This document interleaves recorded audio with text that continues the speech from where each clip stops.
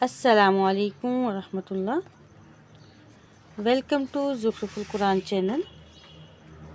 آج ہمارے بیان کا موضوع ہے عورت اپنے خاوند کا دل کیسے جیتے۔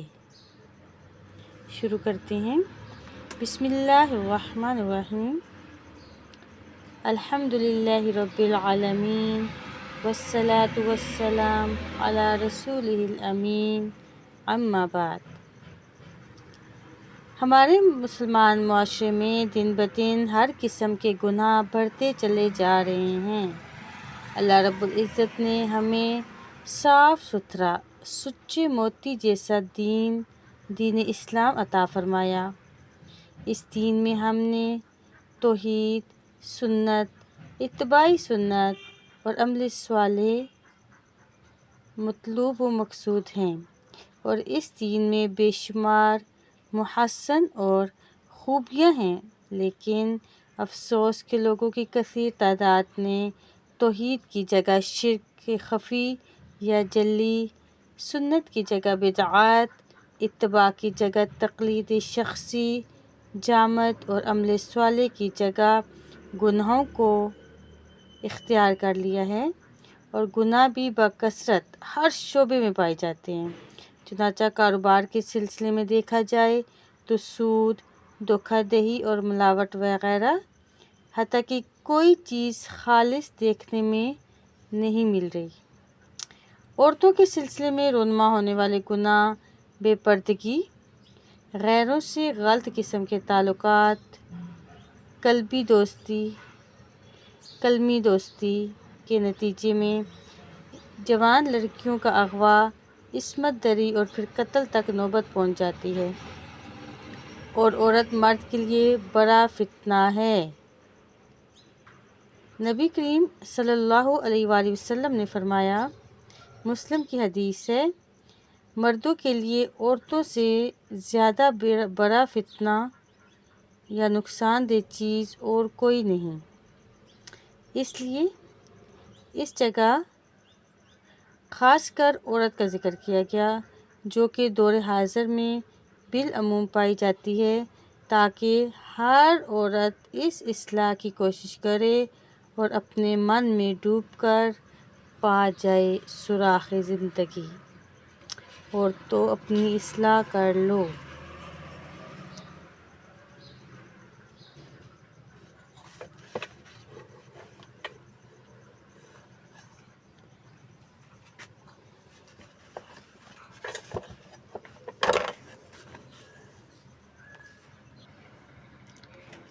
جو گناہ دور حاضر میں عام ہو چکے ہیں، ان میں سے بعض نماز نہ پڑھنا یا اسے تاخیر سے ادا کرنا ہے، زکوٰۃ نہ دینا یا اس کے دینے میں سستی کرنا، طاقت ہوتے ہوئے بھی حج نہ کرنا، غیبت اور چغلی، نشہ آور اشیاء استعمال میں لانا اور سگریٹ پینا اور منشیات وغیرہ کا استعمال کرنا، عورت کا ریا اور شہرت کا لباس پہن کر بغیر محرم کے بازار میں نکلنا، بچوں کی اہل یورپ کے طریقوں کے مطابق ان کی تربیت کرنا، فحش فلمیں دیکھنا اور گانے سننا، شوخ قسم کے گندے ناول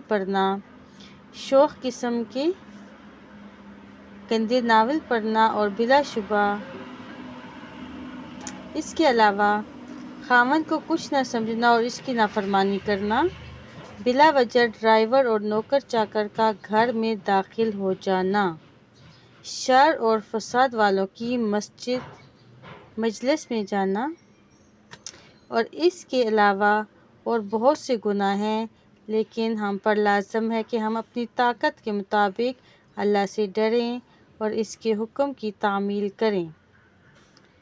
اللہ رب العزت نے سورہ تحریم میں فرمایا، یا ایھا الذین آمنوا قوا انفسکم واہلیکم نارا، اے ایمان والو، تم اپنے آپ کو اور اپنے اہل و عیال کو جہنم کی آگ سے بچاؤ۔ واضح رہے کہ دین اسلام نے کچھ حقوق عورت کے مرد پر مقرر کیے ہیں اور کچھ حقوق مرد کے عورت پر مقرر کیے ہیں، اور عورت پر جو حقوق واجب ہیں ان میں سب سے بڑا حق خاوند کا ہے، وہ خاوند کے جو اس کی جنت اور دوزخ ہے، یعنی اس عورت کے جنت یا دوزخ میں داخل ہونے کا سبب ہے۔ خاوند کی اطاعت اور فرما برداری کے بارے میں چند احادیث ہیں کہ نبی کریم صلی اللہ علیہ وآلہ وسلم نے فرمایا، عورت جب 5 وقت کی نماز پڑھے، رمضان کے روزے رکھے، اپنی شرمگاہ کی حفاظت کرے اور اپنے خاوند کی اطاعت و فرما برداری کرتی رہے تو وہ جنت کے دروازوں میں سے جس سے چاہے داخل ہوگی۔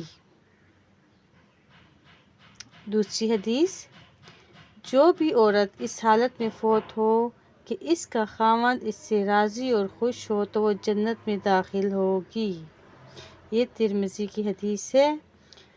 تیسری حدیث، جب مرد اپنی عورت کو اپنی طرف بلائے تو وہ نہ جائے تو اس وجہ سے وہ اپنی بیوی سے ناراض رہے، اور اسی طرح رات گزرے تو صبح تک اس عورت پر فرشتے لعنت کرتے ہیں۔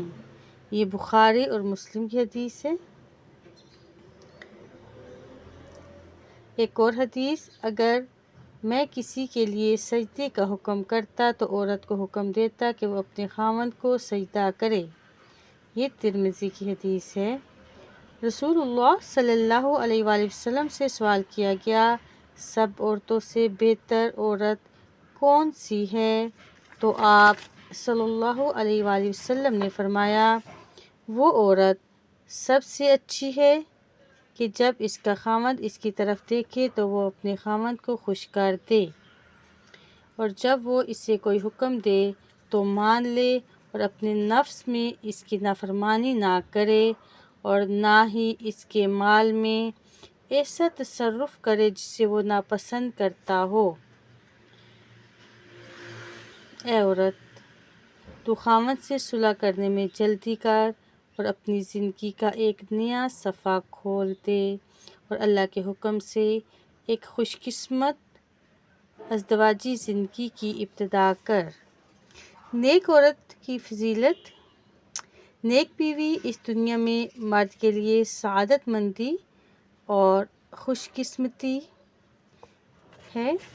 نیک بیوی ایسی ہوتی ہے کہ جو اپنے خاوند کے لیے اطاعت باری تعالیٰ پر مددگار ثابت ہوتی ہے، اسے ذہنی سکون مہیا کرتی ہے اور اس کے تمام کاموں میں اسے پورا آرام پہنچاتی ہے۔ چنانچہ نبی صلی اللہ علیہ وآلہ وسلم نے فرمایا، ساری دنیا فائدے کا سامان ہے، اور دنیا کے فائدوں کے سامانوں میں بہترین سامان نیک بیوی ہے۔ اسلام نے مرد کو اس بات کی ترغیب دی کہ وہ اس تلاش میں رہے کہ اس کی بیوی نیک ہو، دیندار ہو۔ بیوی کا نیک اور دیندار ہونا ایک ایسی صفت ہے جو کہ اصل اور مرکز کی حیثیت رکھتی ہے۔ باقی صفات ضمنی اور ثانوی حیثیت کی ہیں، اس لیے کہ اگر عورت اپنے نفس کی حفاظت کرنے میں کمزور ہو تو اپنے آپ کو عیب ناک اور داغدار کر دے گی۔ نبی کریم صلی اللہ علیہ وآلہ وسلم نے فرمایا، جس کو اللہ تعالیٰ نیک بیوی عطا کرے تو اللہ نے اس کی نصف دین پر مدد کر دی، اور دوسرا نصف اللہ سے ڈر ہے۔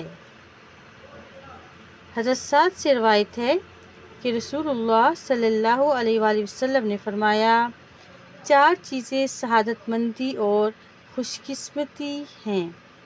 نمبر 1 نیک بیوی، نمبر 2 کشادہ گھر، نمبر 3 نیک پڑوسی، نمبر 4 اپنی تابعدار اور فرمانبردار سواری۔ اور 4 چیزیں بدبختی کی علامت ہیں۔ نمبر 1 برا پڑوسی، نمبر 2 بری عورت، نمبر 3 بری سواری، نمبر 4 تنگ گھر۔ نبی صلی اللہ علیہ وآلہ وسلم نے فرمایا، تمہاری عورتوں میں سب سے بہتر عورت وہ ہے کہ جب اس کا خاوند اس کی طرف دیکھے تو وہ اسے خوش کر دے، اور اگر وہ اس سے حکم دے تو وہ اس کی فرما برداری کرے، اور جب وہ گھر میں نہ ہو تو اپنے نفس اور اس کے مال کی حفاظت کرے۔ نیز فرمایا، عورت سے مرد 4 چیزوں کی حرص رکھتے ہوئے شادی کرتا ہے۔ نمبر 1 مال، نمبر 2 حسب یعنی اونچا خاندان، نمبر 3 حسن و جمال، نمبر 4 دینداری۔ تو دیندار عورت کے ساتھ شادی کرنے میں کامیاب ہو۔ ثوبان سے روایت ہے، جب آیت کریمہ نازل ہوئی، والذین یکنزون الذھب والفضة ولا ينفقونها فی سبیل اللہ فبشرہم بعذاب علیم۔ تو اس وقت ہم کسی سفر میں تھے اور آپ صلی اللہ علیہ وسلم کے ہمراہ تھے، تو آپ صلی اللہ علیہ وآلہ وسلم کے صحابہ میں سے کسی نے کہا، یہ آیت سونے اور چاندی کے بارے میں نازل ہوئی ہے، اگر ہمیں علم ہو کہ کون سا مال بہتر ہے تو ہم اسے اختیار کر لیں۔ اس پر نبی صلی اللہ علیہ وآلہ وسلم نے فرمایا کہ افضل مال اللہ تعالیٰ کو یاد کرنے والی زبان، شکر کرنے والا دل اور ایمان والی عورت ہے، جو اس کے ایمان پر اس کی مددگار ہوتی ہے۔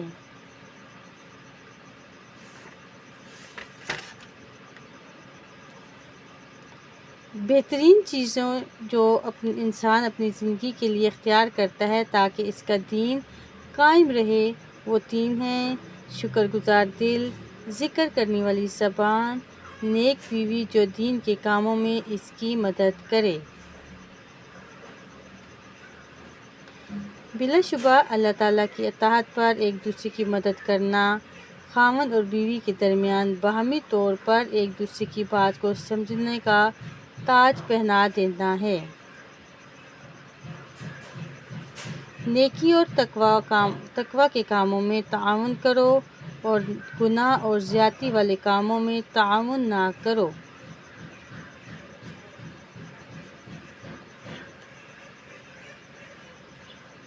ایک ایسی عورت سے سوال کیا گیا جس کا چہرہ خوشی اور حسن و جمال سے تمتما رہا تھا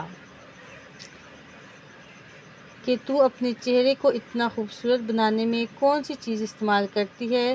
تو اس نے جواب دیا، میں اپنے ہونٹوں کے لیے حق، آواز کے لیے اللہ تعالیٰ کا ذکر، آنکھ کے لیے اپنی نگاہ کو نیچا رکھنا، ہاتھ کے لیے احسان کرنا، زندگی گزارنے کے لیے استقامت، دل کے لیے اللہ کی محبت، عقل کے لیے دانائی، نفس کے لیے اطاعت و فرمانبرداری، اور اپنی چاہت کے لیے ایمان استعمال کرتی ہوں۔